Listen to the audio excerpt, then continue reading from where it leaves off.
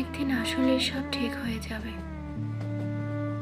একদিন আর কান্না পাবে না, অসহায় লাগবে না, হাহাকার জাগবে না এই মনে। সেই দিন হাতে থাকা কাপ কিংবা গ্লাসের কফি কিংবা লাল চায়ের চুমুক দিতে আপনার মনে হবে একদিন সব ঠিক হওয়ারই কথা ছিল। শুধু মাঝখান থেকে অসংখ্য সুখ হারিয়ে গেছে এবং আপনি সেদিনও ভীষণ অবাক হবেন এটা ভেবেই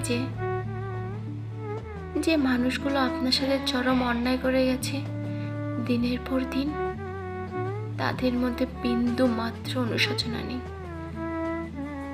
তারা ভালো আছে, ভালো ছিল আর ভালোই থাকবে। মাঝখান থেকে মানুষের জীবন হারাতে হারাতে আপনি একটা দানব হয়ে গেছেন।